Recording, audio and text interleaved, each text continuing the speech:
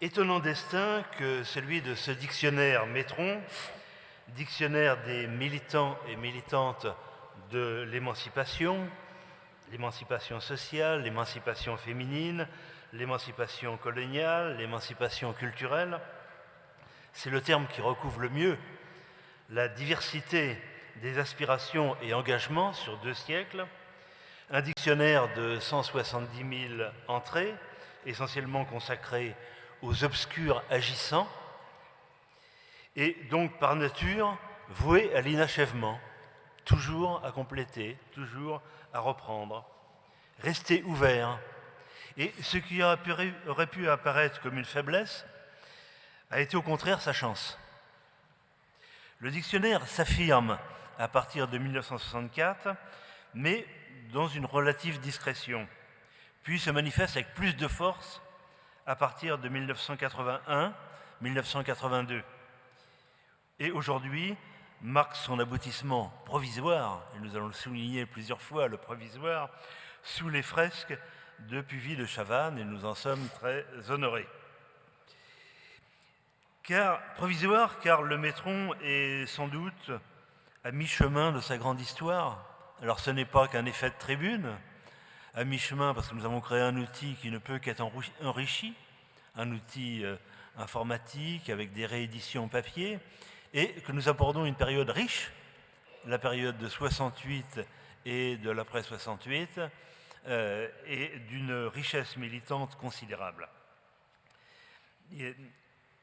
De plus, grâce à la capacité du site internet et de ses satellites, comme le dictionnaire des fusillés exécutés de la Seconde Guerre mondiale, c'est tout un travail d'approfondissement, d'analyse par région, par corpus, qui se prépare, de cartographie, comme on l'a vu en réunissant les auteurs ce matin, de valorisation diverses, du dictionnaire français, des dictionnaires thématiques et des dictionnaires internationaux.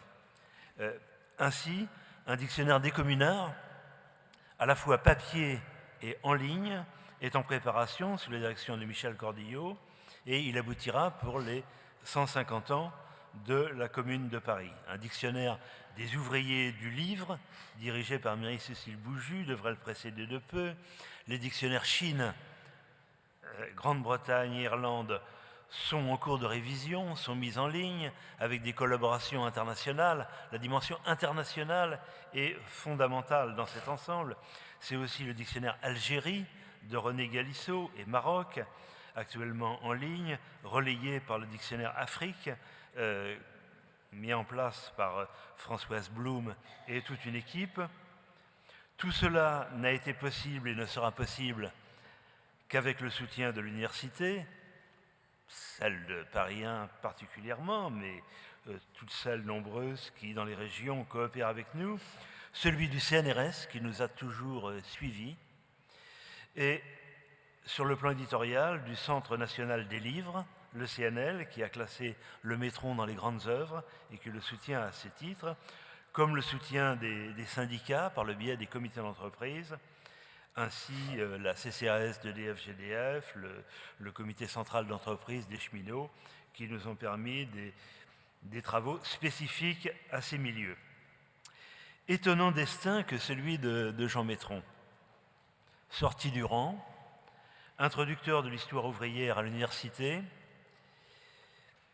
il est fortement reconnu, un peu marginalisé pendant sa période universitaire, mais en occupant quand même fortement sa place.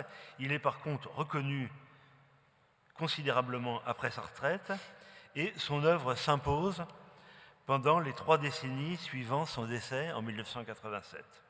On peut même parler d'une seconde vie scientifique de l'historien. Plus encore que ses ouvrages sur le mouvement anarchiste ou que sa fonction de créateur et directeur du mouvement social, c'est son rôle de directeur du dictionnaire qui l'impose au niveau français et international. Ce dictionnaire en chantier depuis le milieu des années 50 prend le nom de son créateur en 1981 à la demande de l'éditeur, mais dans la pratique, les utilisateurs parlaient depuis longtemps du fameux Métron, était la formule consacrée.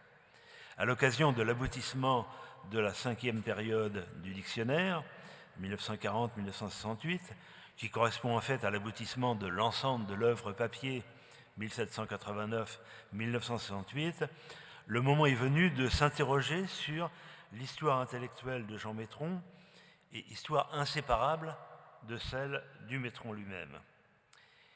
Histoire singulière qui occupe une place à part dans l'historiographie française et internationale, contemporaine des annales, qui était fort réservée à l'égard de la biographie, adossée à l'histoire économique et sociale labroussienne, sans s'y confondre, mais avec des éléments forts de cette école qui y participent. Maurice Agulon, qui est un des premiers collaborateurs du Métron, Michel Perrault ensuite, mais comme elle parlera, on la laissera évoquer. Plus proche de l'histoire sociale anglaise d'Edward Thompson, elle a une familiarité avec la microstoria italienne et sous la plume inspirée de Robert Paris, qui a tenu des propos fort intéressants sur les dictionnaires en général, qui malheureusement n'a pas pu voir aboutir complètement son œuvre sur le monde latino-américain, qui lui empruntait à Walter Benjamin, à Gramsci, des lumières extrêmement intéressantes. Et puis j'évoquerai en dernier lieu l'universitaire anglais Malcolm Sayles, qui a eu la chance, nous avons eu la chance de l'entendre ces dernières années dans des colloques organisés de comparaison avec le dictionnaire anglais, et qui lui va jusqu'à évoquer le tournant biographique de l'histoire ouvrière en faisant appel à une biographie imaginative, sensible, à une évolution des façons de rédiger les biographies, et pourquoi pas, ça peut être un des éléments de réflexion. On retrouve ces travaux dans le numéro de matériaux consacré au dictionnaire. Dans son livre « Ordre et désordre biographique », Jean-Luc Chappet analyse l'âge des dictionnaires à la fin du XVIIe siècle et au début du XIXe siècle, avec tout le travail de qualification, de disqualification, de réputation, de stigmatisation, notamment dans la période révolutionnaire. Pour lui, la biographie n'est plus seulement un récit de vie, elle devient un pouvoir affirmé dans l'espace public et politique, une biocratie. Nous retrouverons ce vocabulaire même réévalué au cours de notre journée, mais le Métron est-il un dictionnaire comparable à ceux étudiés par Chappet ou à nos actuels Ouzbou? On pourrait, reprenant l'esprit du peintre Magritte, dire « Ceci n'est pas un dictionnaire, c'est une vision du monde ». En effet, Michel Perrault a écrit dans Les lieux de mémoire « Le dictionnaire n'est pas simplement un produit scientifique, il correspond à une vision du monde ». Le Métron dans Les lieux de mémoire, n'est-ce pas un signe de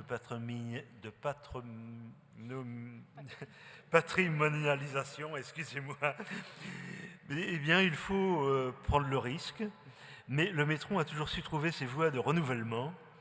Il étonne, il étonnera encore plus à l'heure des grandes bases de données, car il brasse une richesse humaine, mouvante, qui permet bien des lectures et des exploitations surprenantes. Comment expliquer la genèse et la pérennité d'un projet aussi ambitieux? Les facteurs du succès sont multiples. On les trouve dans les aspirations culturelles du mouvement ouvrier et social. C'est aussi, au moment où on lance le Métron, le temps de l'éducation populaire, du développement des bibliothèques publiques, gros acheteurs du dictionnaire, et dans la rencontre avec une conjoncture universitaire et éditoriale. En effet, l'université s'ouvre dans les années 60 à l'histoire sociale, comme en témoigne la création du Centre d'histoire du syndicalisme, ancêtre du Centre d'histoire sociale du XXe siècle, dont la directrice est présente. C'est aussi, sur le plan éditorial, la formation d'une volonté d'ancrer le livre dans l'univers populaire, sans sectarisme, sans reconstruction idéologique, volonté à laquelle contribuent les éditions de l'Atelier. Les éditions ouvrières devenues éditions de l'Atelier.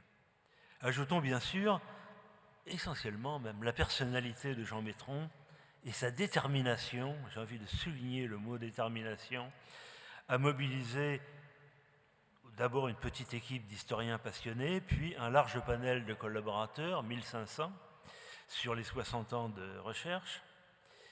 Donc plaçons au premier lieu la part des hommes, qui est aussi un thème de l'histoire, celle du maître de l'histoire ouvrière. Mais Jean Métron n'aurait pas aimé la dénomination de maître et aurait précisé qu'il n'y avait pas d'accent circonflexe sur son nom. Peut-être aurait-il ajouté qu'il avait été d'abord maître d'école, là avec un accent circonflexe. L'originaire de la Nièvre, né en 1910 à Sardy-les-Épiries, dans le Morvan, mais surtout attaché à Pouilly-sur-Loire, l'endroit où il a grandi et où il a fait construire une maison qui reste encore dans la famille. Il a été d'abord un enseignant de la banlieue ouest.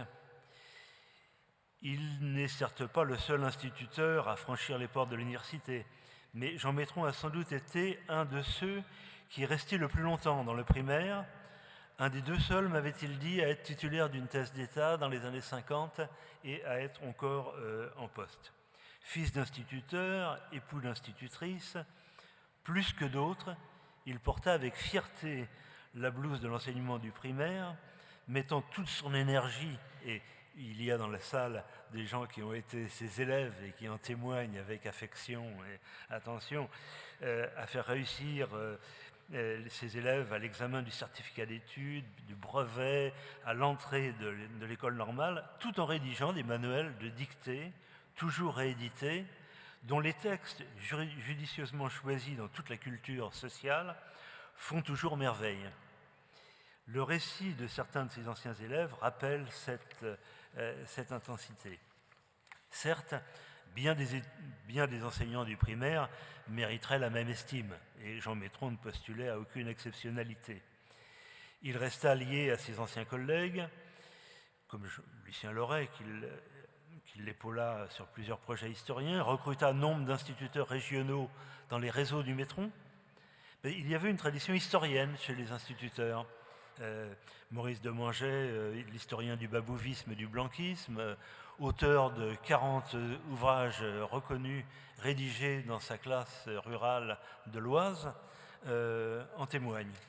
Et il y a donc, à la fois dans les signatures, mais dans les biographies du Métron, toute une série de ces noms d'instituteurs. Maurice Peuprenne dans le Maine-et-Loire, Georges Thomas dans l'Indre, René Garmy dans l'Ariège, Max Ferré dans la Mayenne, Gaston Clémendeau dans l'Yonne, voilà. Tous ces gens qui ont fait à la fois œuvre d'historien en restant dans leur poste et pour lequel Jean Métron était en quelque sorte quelqu'un qui avait franchi cette étape. Il accueillait, il faut dire avec amusement et même ironie, les diatribes d'un universitaire qui ne supportait pas la présence des PEGC dans l'enseignement secondaire. Et il en souriait puisque lui-même et sa femme, qui étaient à la même table, avaient fait leur carrière comme PEGC dans l'enseignement secondaire. Donc vous pouvez reconnaître l'historien et ignorer des moments cet univers. Donc son épouse et lui-même, son épouse étant elle aussi licenciée d'histoire-géographie, Marcel Métron pour citer son nom, auquel les auteurs du Métron qui l'ont connu avaient beaucoup d'affection parce qu'elle a accompagné Jean sur toute sa carrière et elle a après son décès su trouver les voies de la continuité. C'est par un détachement au CNRS en 1958 et son entrée à la faculté de Paris en 1963 que Jean Métron, alors âgé de 53 ans, prit pied à l'université grâce à l'appui de Pierre Renouvin, spécialiste des relations internationales, auquel il rendit constamment hommage. Ernest Labrousse lui demanda d'assurer de fait la direction du Centre d'histoire du syndicalisme qu'ils avaient créé ensemble, qui est l'ancêtre, qui était 12 rue de la Sorbonne, à côté.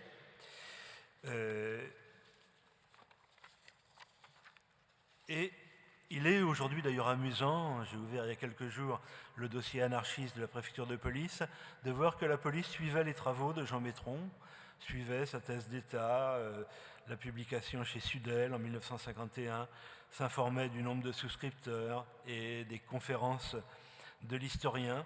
Espérons que les renseignements généraux n'ont pas continué, vu le nombre de rééditions de l'histoire du mouvement anarchiste, devenu un classique, aujourd'hui disponible chez Gallimard. La tâche serait devenue trop lourde. S'il a de l'estime pour les militants libertaires, Jean Métron n'était pas, à proprement parler, anarchiste. C'est un homme de gauche, volontiers critique du stalinisme comme de la social-démocratie. Il faisait sienne la maxime « doute et agit ». Et lorsqu'il accède à l'université, c'est déjà un historien aguerri, mais aussi un militant aguerri, né dans les milieux communistes, teinté, il est vrai, d'esprit libertaire. L'étudiant des classes préparatoires de Louis le Grand milite à l'Union fédérale des étudiants, une organisation communisante, avec son ami Étienne Manac, qui écrivit dans une lettre privée en 1950 « À cette époque, il aurait pu être un Saint-Just, il n'est pas impossible qu'il le devienne encore. » Étienne Manac, c'est peut-être un nom qui vous dit quelque chose, c'était le premier ambassadeur de France en Chine. Et il est resté jusqu'à la fin, jusqu'à la mort, son grand ami. À la différence de Manac, il rejoint pendant 2 ans le mouvement trotskiste, qu'il juge avoir mieux répondu aux exigences du moment face au nazisme. Mais lorsque Trotsky demande d'intégrer le Parti socialiste, il revient au Parti communiste, qu'il quitte définitivement lors du pacte germano-soviétique. Mais il en avait perçu bien avant les dérives. Il a séjourné pendant 6 mois en Allemagne nazie, voyagé en Union soviétique, sympathisé avec un antifasciste italien, Emilio Guarnaschelli, qui mourra au Goulag, dont il publiera la correspondance en 1978. Et s'il aime la fraternité militante des sections communistes à l'époque du Front populaire, s'il apprécie les intellectuels, Henri Vallon, Francis Jourdain, Georges Pitard, qu'il rencontre au comité de lutte contre les bagnes d'enfants et l'exploitation de l'enfance abandonnée, comité dont il est secrétaire en 1935, il n'ignore rien de la répression contre le POUM pendant la guerre civile en Espagne, ni sur la nature des procès de Moscou. C'est face au traumatisme profond du pacte germano-soviétique qu'il décide de se consacrer à l'histoire et en premier lieu au courant oublié, aux traditions cachées, d'où le choix d'une recherche sur l'anarchisme, un courant qu'il avait critiqué mais sans le connaître à fond et qu'il veut connaître à fond. Il s'y attelle en 1945, dépouillant la presse, les contacts avec les témoins qui deviennent des amis, Paul de Le Salle, Pierre Monat, recueillant des archives qu'il verse à l'Institut français d'histoire sociale et qu'il a fondé avec Georges Bourgin et Édouard Deléan, institut dont il est le secrétaire. L'œuvre de Jean Métron se situe d'ailleurs dans le sillage de celle d'Édouard Deléan, un juriste passionné par l'histoire sociale, un homme de cabinet ministériel, un proudhonien. C'est lui le premier qui coopéra avec les éditions ouvrières, ancienne maison d'édition de la JOC, et qui cherchait des voies d'une édition de proximité avec le monde ouvrier populaire, où Deléan publie la collection Masse et Militants. Et déjà, Deléan, il faut lire, annonce le souci de méthode et de rigueur que Métron prolonge et renouvelle. Jean Métron est le directeur de la petite revue de l'Institut d'histoire sociale, l'actualité de l'histoire, et Deléan de la revue d'histoire économique et sociale. Ils envisagent même un regroupement, un rapprochement, et finalement, elle ne se fait pas. Il y a des réticences à la revue d'histoire économique et sociale, et Jean Métron décide de transformer l'actualité de l'histoire en une nouvelle revue, intitulée Le Mouvement social, revue qui ouvre un grand cycle éditorial qui se prolonge jusqu'à nos jours. Une des particularités de la revue aura été d'avoir vu s'épanouir dans son comité de rédaction de grands talents féminins, ceux de Michel Perrault, de Colette Chambellan, de Marianne Debouzy, de Rolande Trempé, d'Annick Riegel et bien sûr de Madeleine Reberiou qui prit la succession de Jean Métron, donc de celles qui joueront un rôle clé dans le renouveau de l'histoire politique et sociale. Plus qu'une volonté explicite de Jean Métron, il faut y voir sa capacité à laisser place à des chercheurs et chercheuses non encore reconnus par l'université, et aussi à son art de faire travailler ensemble des personnalités au caractère et aux itinéraires différents. C'est la qualité dont il fit preuve en constituant la première équipe du dictionnaire, sa volonté de mettre en mouvement des historiens aux options sociales, politiques différentes, comme de formations diverses, et sans attendre d'évaluer ces historiens par le diplôme, par la longévité, par l'âge. Il pouvait faire confiance à un jeune historien comme à un retraité au vu de ce qu'ils produisaient et de leur façon de travailler. Et il était avec eux très intense, très direct dans les relations personnelles, avec les auteurs comme avec les témoins. Et ceux-ci d'ailleurs aimaient cet échange franc et intense. S'il avait affaire à quelqu'un qui avait une dimension religieuse, il voulait savoir pourquoi. Et tout ça en toute tolérance. S'il rencontrait un socialiste SFIO, il l'interrogeait sur les questions d'actualité. Un jeune communiste, il l'écoutait avec attention, il lui disait « mais surtout, ne soyez pas permanent ». L'accent nivernais, l'habit simple, la sympathie directe, le refus de la prétention, le respect de l'autre le rendait populaire auprès des étudiants, des enseignants comme des militants. D'autant qu'il n'était pas un homme de parti, il était un homme de conviction. Dans les années 50, il évoquait encore ce monde communisme de sa jeunesse en disant qu'il y aura bien un moment une mutation du communisme. Arrivé dans les années 60, il ne l'attendait plus, cette mutation. Syndicaliste et même secrétaire de sous-section du SNI, il se référait plutôt à la tendance école émancipée, tout en ayant une grande sympathie pour les dirigeants du courant majoritaire, comme Henri Eckpers, qui l'appréciait considérablement, ou dans l'après 68, il travaillait avec la FEN, avec Guy Delage notamment, et il coopérait avec eux pour faire connaître le dictionnaire. La FEN créera, après son décès, le prix Jean Métron pour récompenser un mémoire de recherche, prix qui existe toujours.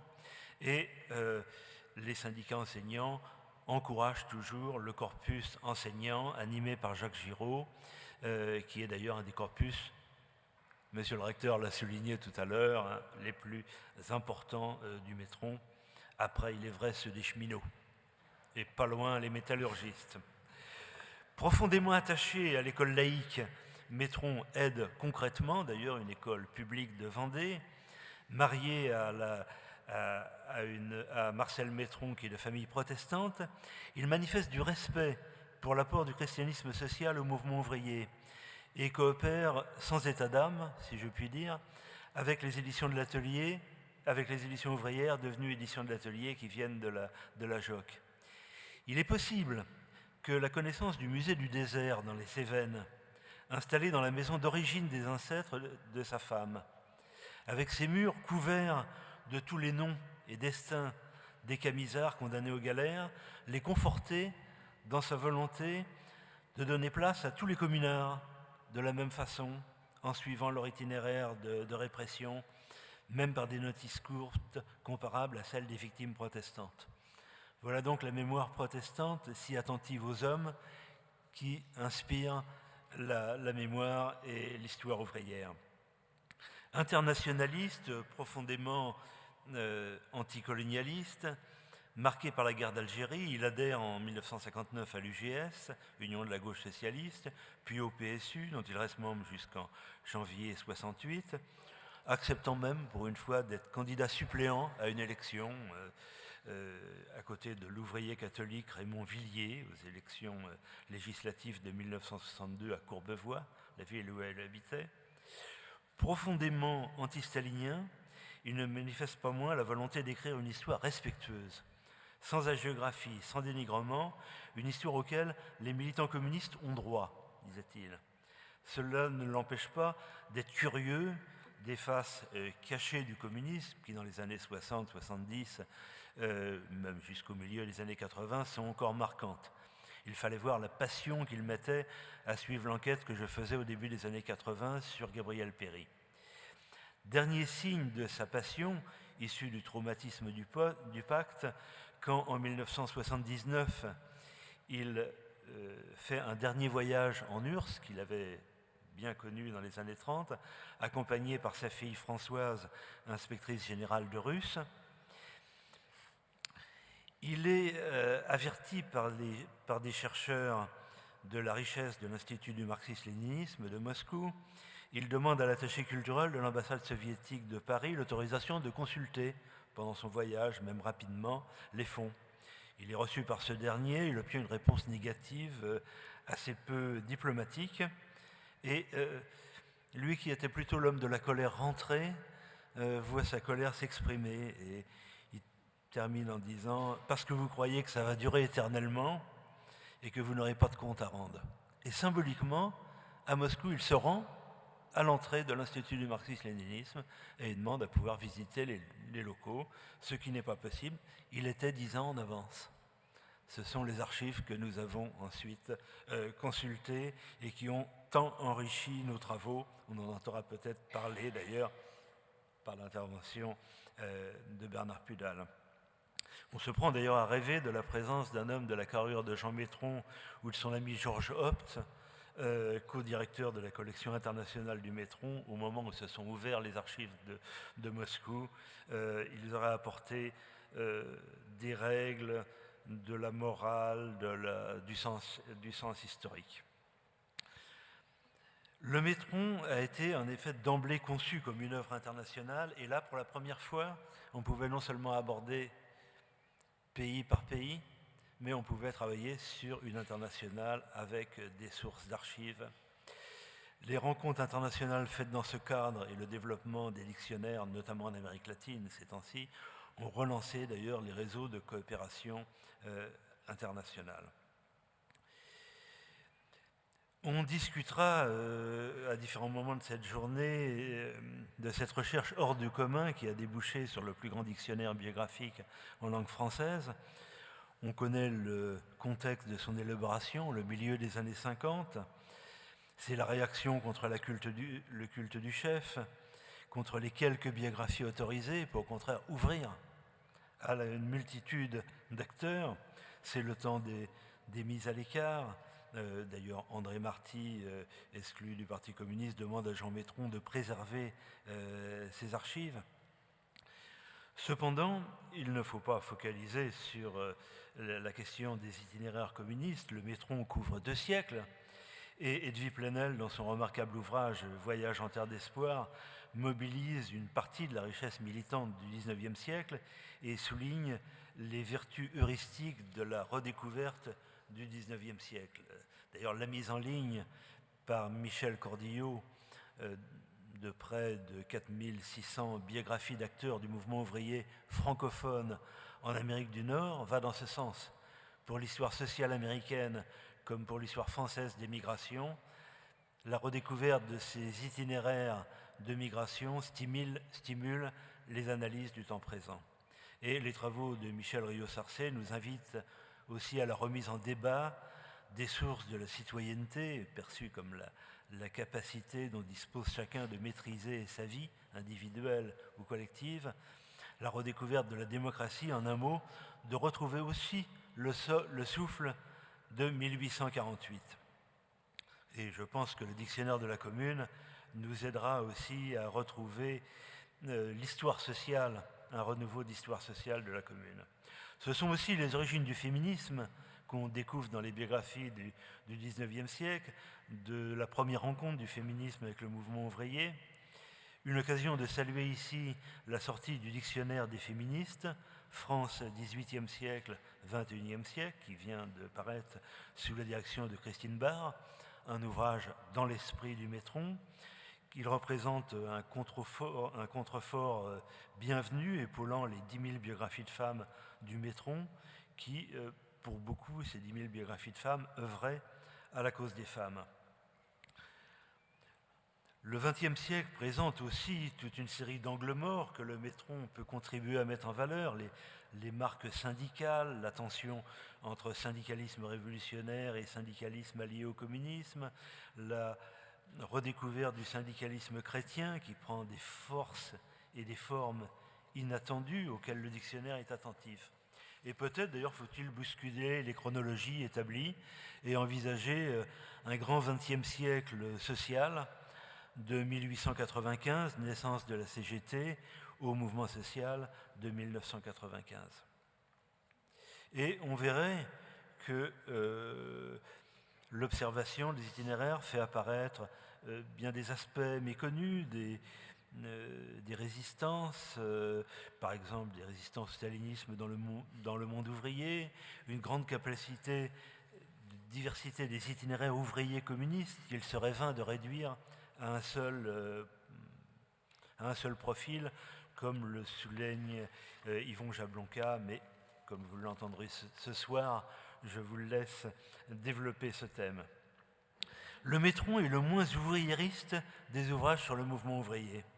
Il montre dès ses origines sensibles aux influences du monde des employés, du monde de l'enseignement, aux influences intellectuelles, philosophiques, culturelles, politiques qui accompagnent la naissance du mouvement ouvrier comme grand mouvement social des sociétés industrielles. Cette large sélection est d'ailleurs le grand atout de la pérennité du Métron. Construit sur une base ouvriériste, il n'aurait pas survécu. Autre spécificité, c'est la collecte des traces ténues des acteurs du mouvement social. Et on a pu sourire un temps des petits cailloux que s'aimait Jean Métron pour suivre les chemins de la volonté émancipatrice.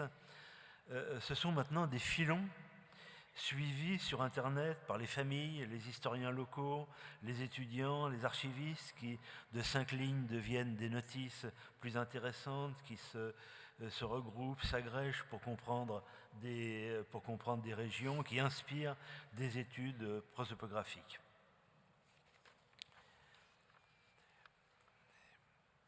Et cette volonté de prendre des corpus dans leur ensemble a été aussi fort bien traitée par Jean-Pierre Besse quand il a abordé la question des fusillés de la Seconde Guerre mondiale. Mais j'en arrive aux conclusions. Enzo Traverso demande dans son livre récent « Mélancolie de gauche, la force d'une tradition cachée », y a-t-il une mémoire stratégique nourrie d'espérance dans l'ensemble de ses travaux, dans un moment où le monde s'enferme dans le présent? Et je crois que Monsieur le Président l'a souligné, le Métron est un des porteurs de la redécouverte des voies historiques de l'émancipation, donc un porteur de réflexion d'avenir. Ne prenez donc pas cette journée pour une fin, mais pour une feinte. Le printemps voit refleurir les branches du Métron avec Paul Boulan, que je cherche toujours des yeux quand je le cite. Le voilà, c'est le jeune homme qui est là-bas, Paul Boulan, qui est associé à la direction du Métron et qui est l'avenir du Métron. Et d'autres chercheurs de la jeune génération, le Métron voyage en terre d'espoir. Merci beaucoup.